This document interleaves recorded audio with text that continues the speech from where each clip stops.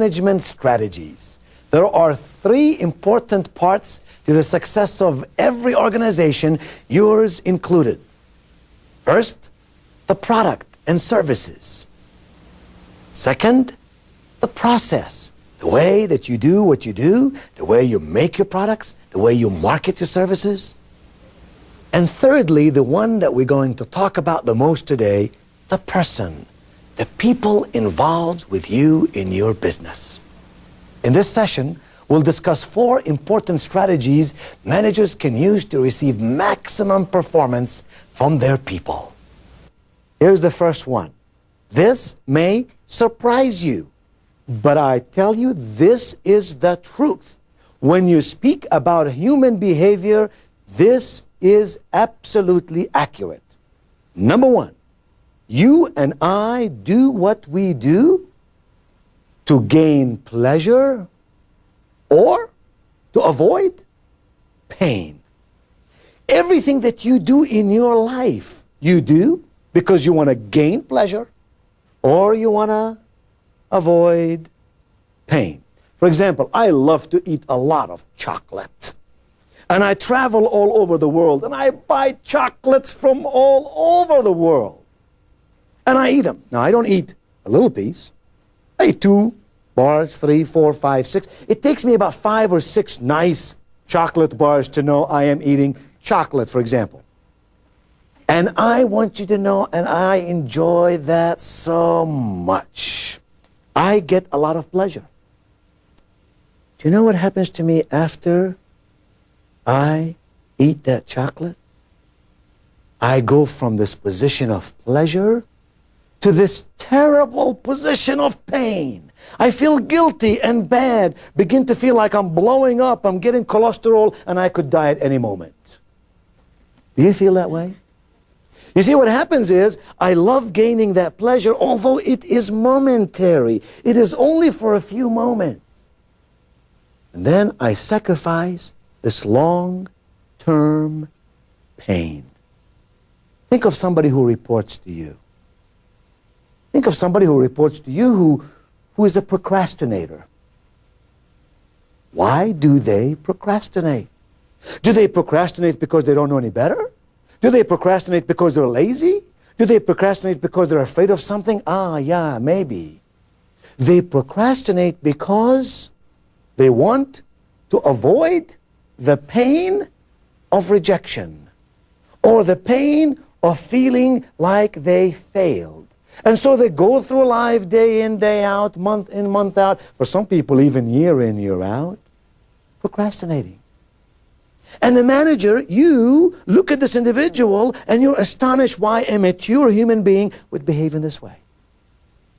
If only you knew that what it would take to change this human being's behavior is to induce a lot of pleasure or to induce a lot of pain. It's simple. You and I and all the people with whom you and I work do what they do to either gain pleasure or to avoid pain.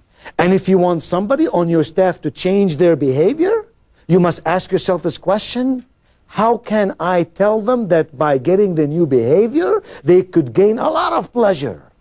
Or, conversely, if they do not change this behavior, they will receive a lot of pain.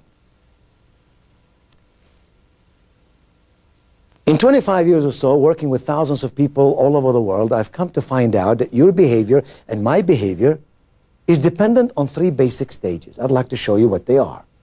If you would look at this chart and notice the 3 colors in this triangle, you will notice there is a black block, a yellow block, and a blue block. If the blue one were to represent our behavior, what it is that you and I do every day, then the real question becomes, what leads us to this behavior? You see, if you could find out why do people on your staff behave the way they do, that is to say, what leads them to this behavior, and then if you could affect those 2 stages somehow, wouldn't you agree with me that you could change their behavior? Or better still, that they would want to change their behavior and be happy with it. Here's what happens. We behave the way we do because first we think, secondly we feel, therefore we behave. Please note that what separates our thoughts and our behavior are our feelings. You and I do what we do because of the way we feel. You see, if I feel like I'm going to gain pleasure, I might behave a certain way. If I feel the pain, I might behave in a different way. And if you want somebody who works with you to change his or her behavior, in fact, if you want one of your customers to change their own behavior, ask this question. What must this person feel first so they can behave in the way that I want them to behave?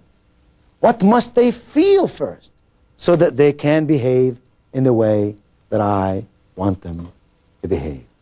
That becomes the very foundation upon which you can build relationships with people. What we have said so far is that you and I do everything we do to gain pleasure or to avoid pain. And we have said that your actions, your behavior, comes out of your thoughts and your feelings. And we have said that your feelings, this yellow box, predominantly affects the way that you behave. So now, here's the question I have for you. If that is true, where do you and I get our feelings? Those feelings that we have, what is their source? Where do they come from? Because if you want to change the way I feel, you must first know where I'm coming from. In physics, we say for every action, there is an equal and opposite reaction.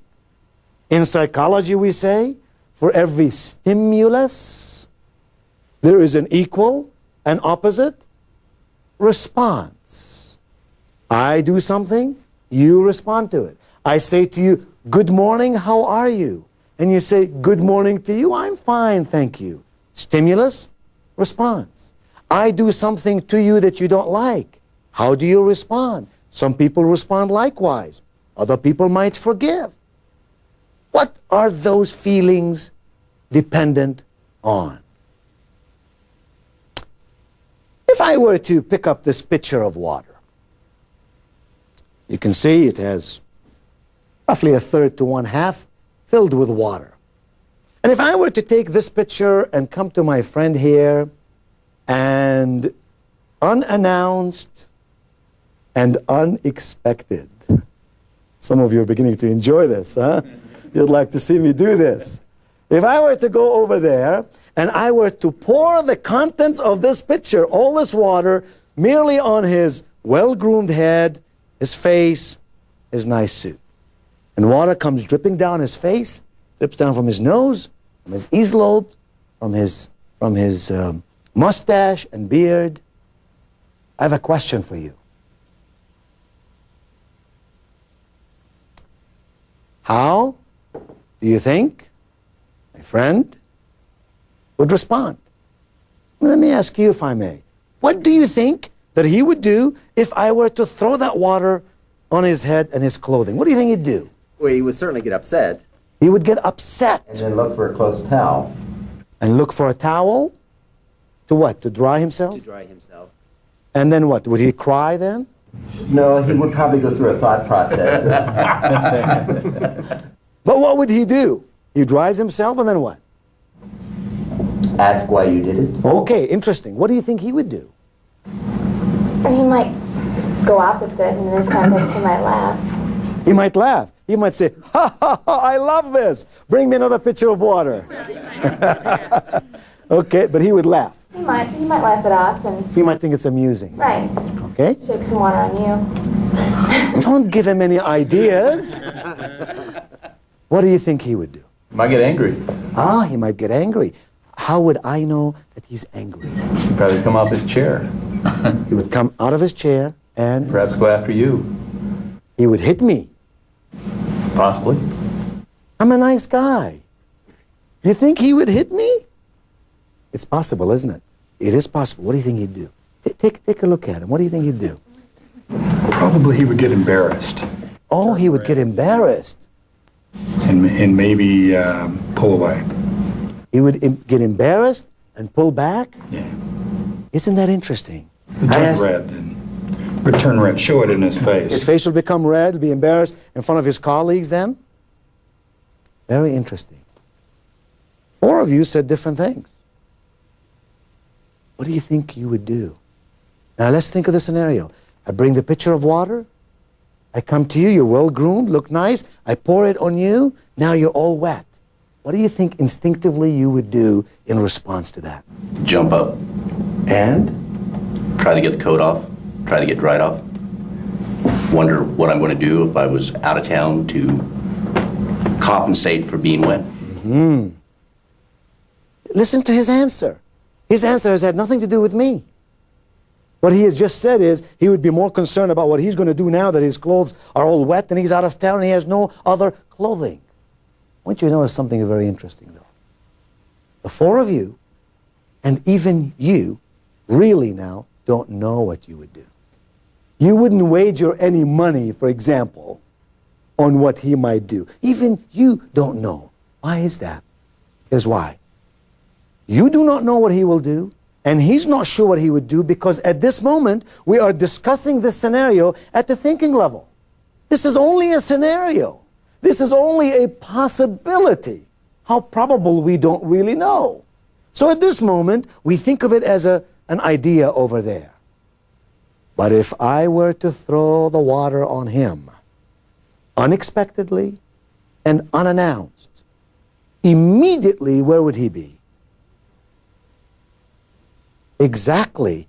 He would behave. Why? Because immediately he would have certain feelings, and those feelings would automatically cause his behavior. Now, you may be right.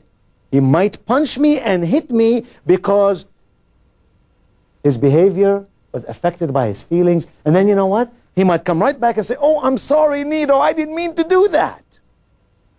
He would then think about it. A lot of times you and I do that. We feel, we behave, and then we think about it and we say, if I had to do this thing over again, I would do it differently. Which means, now that I've thought about it, I believe I will go about this problem from a different perspective. Now, the truth of the matter is, when you were a little boy, if your father, when you came home, let's say, one day and you had blood on your cheek, and your father said to you, "What is the matter, son? You have blood on your cheek." And if you were to say, "Well, Dad, at school there was a little kid, he threw me down on the ground, I hit the gravel, and my cheek was cut, and the blood came out." If his dad had said to him, "Let me tell you, son, the world is filled with people like that. The next time somebody does that to you, you grab them up and you hit their head against the wall so they will never again do that to you." If that is the kind of feedback and input that this man has gotten in his life, chances are his behavior would be to hit me.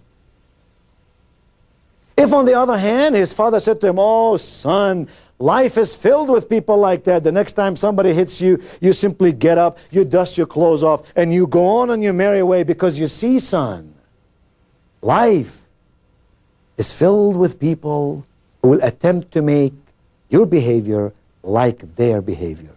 Rise above the crowd. Use your brain.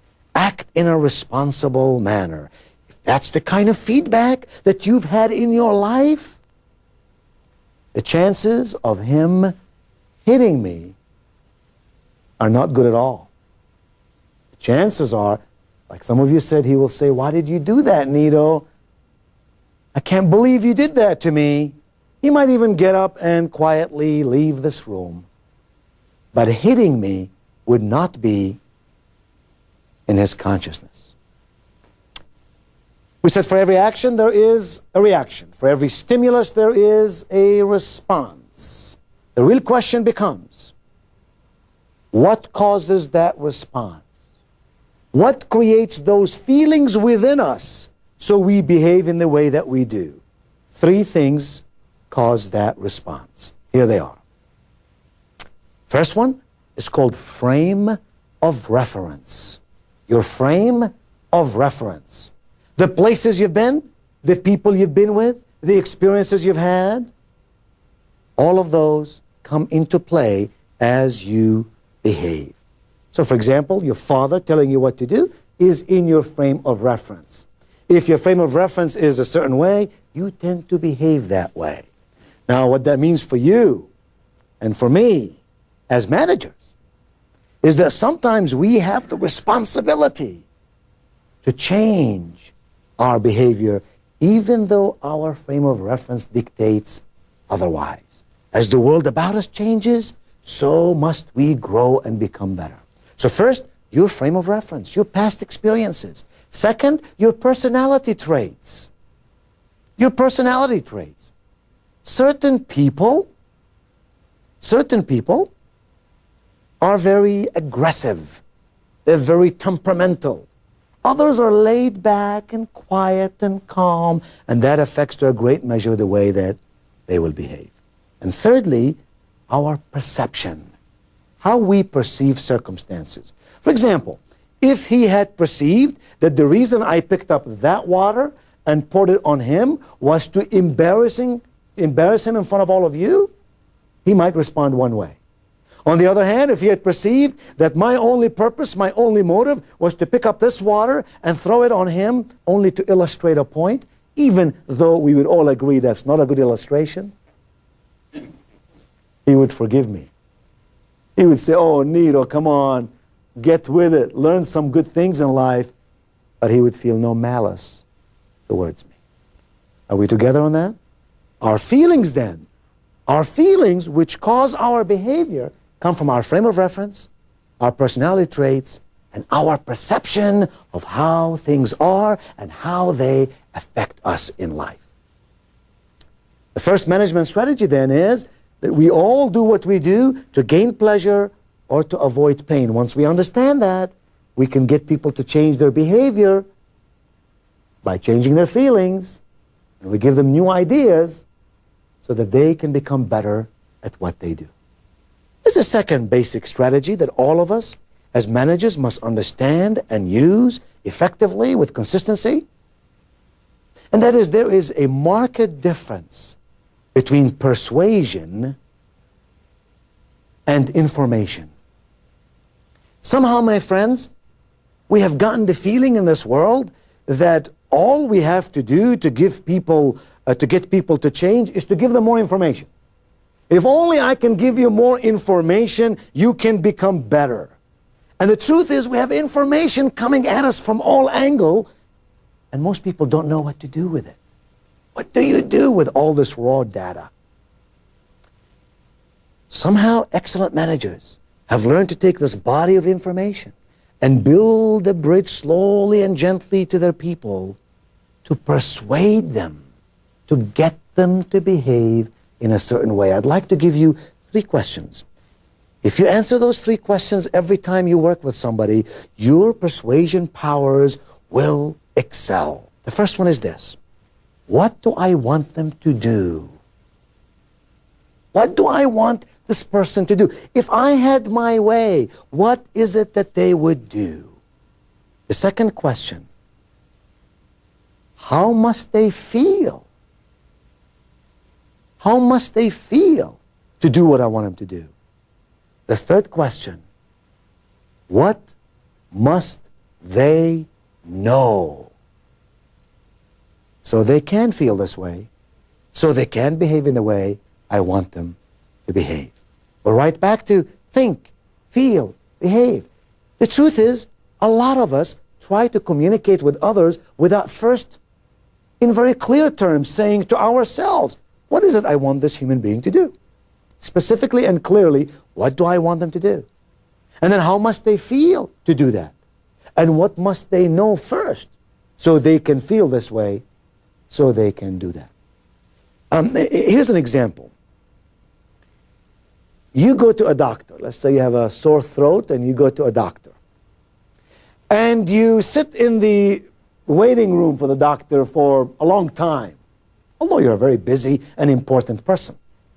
And finally, the nurse comes in and calls you into the doctor's office, and you go down this well-lit corridor to an examination room.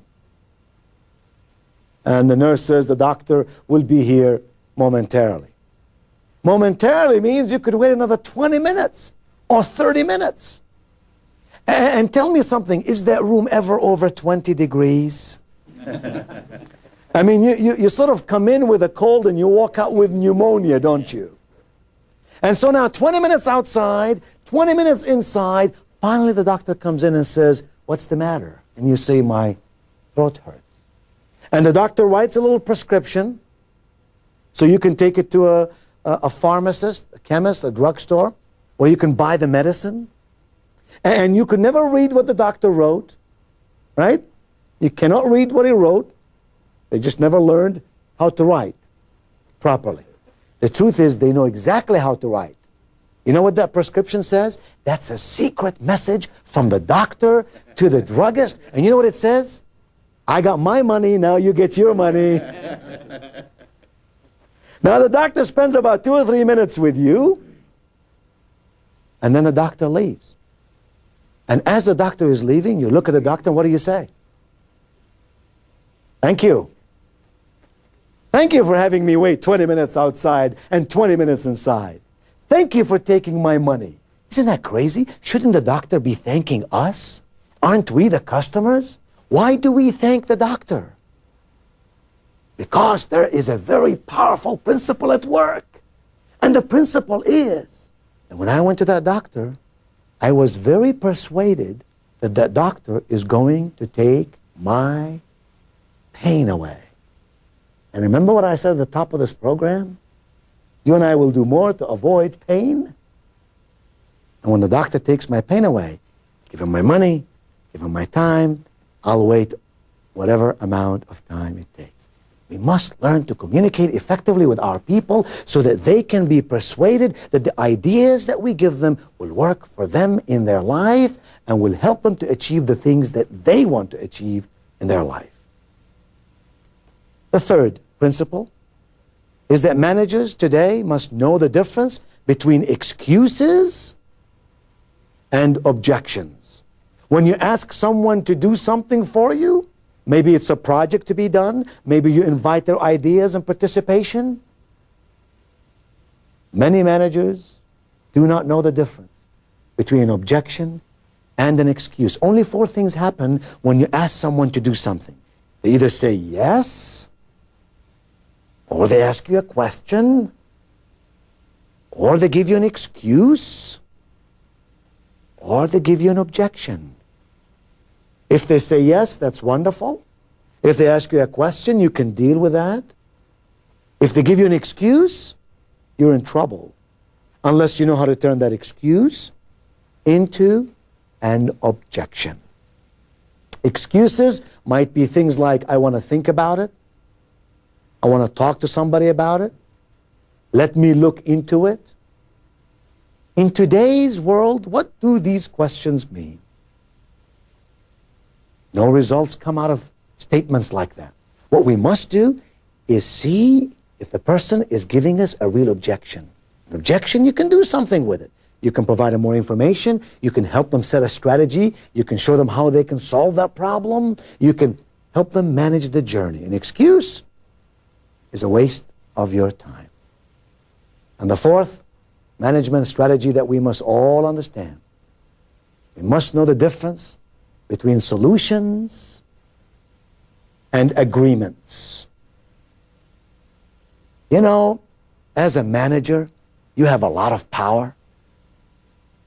And if I were reporting to you, I would be cognizant of the fact that you are my boss.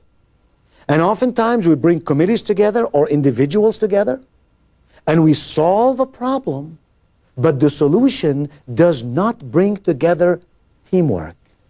The solution is not subscribed to by everybody in the group. So you have people leaving the meeting and saying, well, we'll do it that way, but that's not really the way I think we should do it. and somehow the performance of the individual becomes lesser and not as significant, not as productive, because they don't buy into the solution. So while solutions are important in technical areas, in behavioral issues, we need to work hard to bring agreements among people so that the fingers on one hand can work together to make things really work. My friends, you and I are living in a world that is moving and changing. You and I have opportunities like we never thought possible.